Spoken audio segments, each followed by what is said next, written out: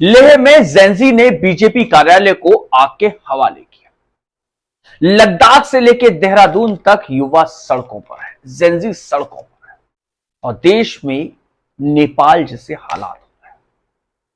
हम वीडियो की शुरुआत में अपील करते हैं कि देश में कभी भी नेपाल जैसे हालात ना बने, लेकिन जो तस्वीरें आज लेह से देखने को मिली, उन तस्वीरों से यह अंदेशा साफ लगता है कि अब युवा यानी कि 18 से लेकर 28 तक की जो जनरेशन है वो सड़कों पर आक्रोशित है, आंदोलित है। और यह आक्रोश देहरादून में भी देखने को मिल रहा है और लेह में तो जेंजी ने बीजेपी कार्यालय को आग के हवाले तक कर दिया, सीआरपीएफ की गाड़ियों को आग के हवाले तक कर दिया। हम इस वीडियो के माध्यम से अपील करना चाहेंगे कि जेंजी युवा इस तरीके की घटनाओं की पुनरावृत्ति ना करें। वो अपना यदि कोई विरोध प्रदर्शन है भी तो शांति प्रिय तरीके से उसको सरकार के सामने रखें। लेकिन आज जो लेह में हुआ उसके पीछे कारण क्या है वो हम आपको बताते हैं। लेह में सोशल मीडिया एक्टिविस्ट और वहां के दमदार नेता सोनम वांगचुक, जी हां, सोनम वांगचुक पिछले 35 दिनों से अनशन पर है। पिछले 15 दिनों से उन्होंने भूख हड़ताल कर और इस भूख हड़ताल के दौरान 2 महिलाओं की तबीयत बिगड़ जाती है और उन महिलाओं की तबीयत बिगड़ने के बाद सोशल मीडिया पर युवा छात्र बड़ी संख्या में, जी हां, बड़ी संख्या में लोगों के इकट्ठा होने और लेह बंद का आह्वान कर दिया। क्यों? क्योंकि उनकी मांग थी कि लद्दाख को पूर्ण राज्य का दर्जा दिया जाए। लेकिन बंद के आह्वान के दौरान जब बड़ी संख्या में हिल काउंसिल के पास, जी हां, ये वही हिल काउंसिल है जहां से लेह की सरकार चलती है या कहें लेह की पुलिस हेडक्वार्टर रखा है। पूरी तरीके से जब बड़ी संख्या में लोग वहां इकट्ठा होना शुरू हुए तो सीआरपीएफ और पुलिस के जवानों ने बैरिकेडिंग लगाकर उनको रोकने की कोशिश की। इस दौरान आपसी टकराव इतना बढ़ गया कि देखते ही देखते हिंसा बढ़ गई और हिंसा में कई लोगों की मौत हुई। हिंसक भीड़ जो छात्र थे, जो जेंजी था, जो युवा था, वो इस कदर आक्रोशित हो गया कि उसने देखते ही देखते बीजेपी कार्यालय और सीआरपीएफ की गाड़ियों को आग के हवाले कर। लेकिन समझने वाली चीज यह है कि जो वांगचुक लंबे समय से अनशन पर थे, जो शांति प्रिय तरीके से अपनी मांग को रख रहे थे, उन्होंने इस हिंसक रवैये को छात्रों के बिल्कुल समर्थन नहीं किया। उन्होंने छात्रों से अपील की कि भाई वो इस तरीके के हिंसक रवैये को ना अपनाएं। देखिए वांगचुक क्या कह रहे हैं। दोस्तों, आज हमारे अनशन के 15वें दिन ये बताते हुए बहुत दुख हो रहा है कि आज लेह शहर में कुछ बड़े पैमाने पर हिंसा और तोड़फोड़ होने लगी। कई कार्यालयों को तोड़ा गया, आग लगा दी गई और गाड़ियों को पुलिस के आग लगा दी गई। इससे पहले मैं आपको ये बताऊं कि कल यहाँ पर जो 35 दिन के अनशन पे बैठे थे उनमें से 2 लोग अस्पताल में उन्हें ले जाना पड़ा बहुत गंभीर स्थिति में। इससे लोगों में बहुत रोष जागा और आज पूरे लेह में बंद की घोषणा की गई और फिर युवा पीढ़ी हज़ारों की संख्या में बाहर आ गए। कुछ लोग सोचते हैं कि ये हमारे समर्थक थे।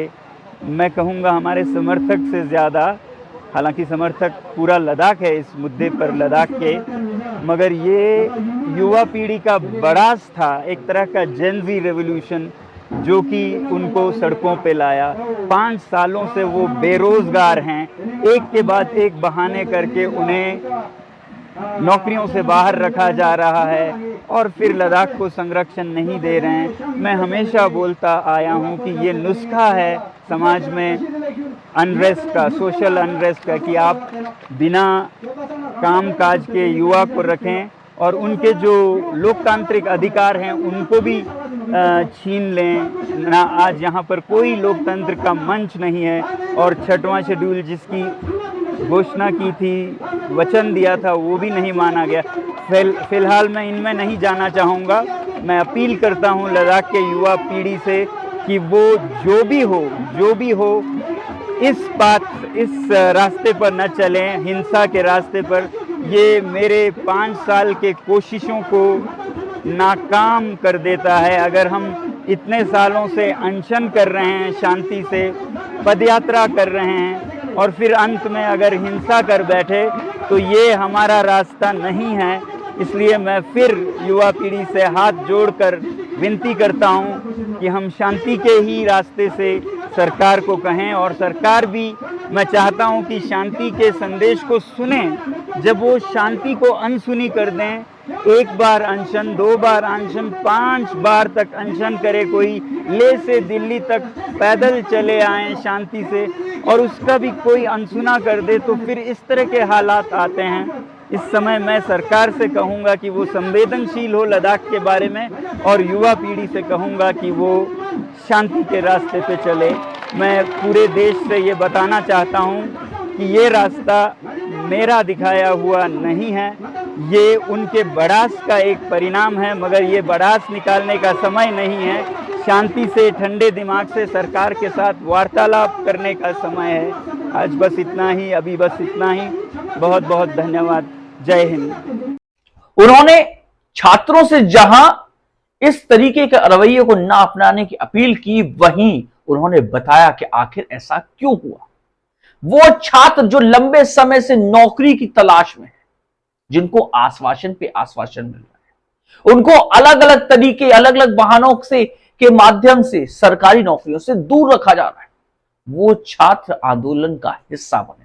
लद्दाख को पूर्ण राज्य का दर्जा दिलाने के लिए वांगचुक लंबे समय से अनशन कर रहे हैं। और किन मांगों को लेकर यह अनशन चल रहा था, पहले हम आपको वो मांगे बताते हैं। लद्दाख को पूर्ण राज्य का दर्जा दिया जाए, 6वीं अनुसूची के तहत संवैधानिक सुरक्षा मिले, कारगिल और लेह को लोकसभा सीट बनाया जाए, सरकारी नौकरियों में स्थानीय लोगों की भर्ती की जाए। इन सभी मांगों को लेकर छात्र आंदोलन कर रहे थे और लोगों को इकट्ठा होने का आह्वान कर रहे थे, क्योंकि सरकार पर उनकी इस मांगों से, शांति प्रिय अनशन से किसी तरीके का कोई फर्क नहीं होता दिखा।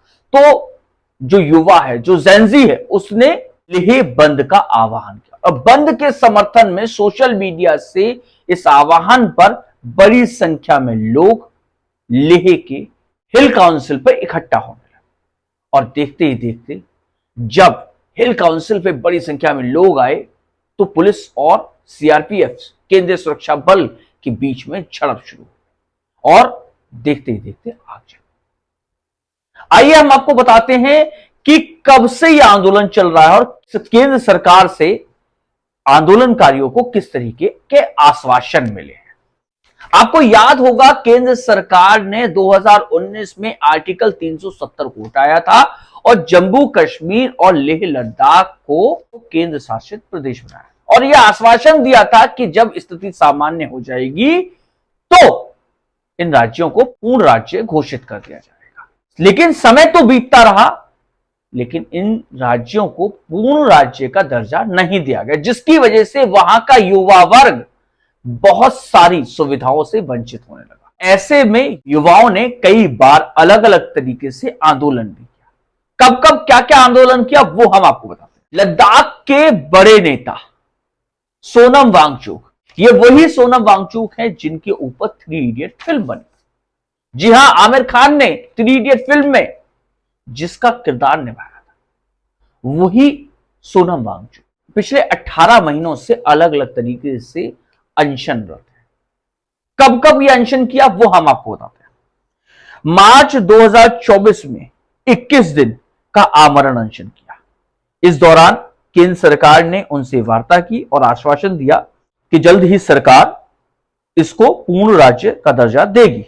उसके बाद सितंबर 2024 में लेह से दिल्ली तक का वांगचुक ने पदयात्रा कर सफर तय किया, लेकिन दिल्ली बॉर्डर पर उनको गिरफ्तार कर लिया गया। उसके बाद अक्टूबर 2024 में दिल्ली में वांगचुक दोबारा से आवरण अनशन पर बैठे और केंद्र सरकार ने इस बार उनसे फिर वार्ता की और उन्हें फिर से एक बार आश्वासन दिया कि जल्द ही उनकी मांग पर विचार किया जाएगा। लेकिन सरकार ने अपनी इस बात को भी फिर से टाल दिया। फिर अक्टूबर में ही 16 दिन के लिए आवरण अनशन पर बैठे, तब उन्हें केंद्र सरकार ने फिर से उन्हें आश्वासन दिया, लेकिन उस पर कोई सुनवाई नहीं की।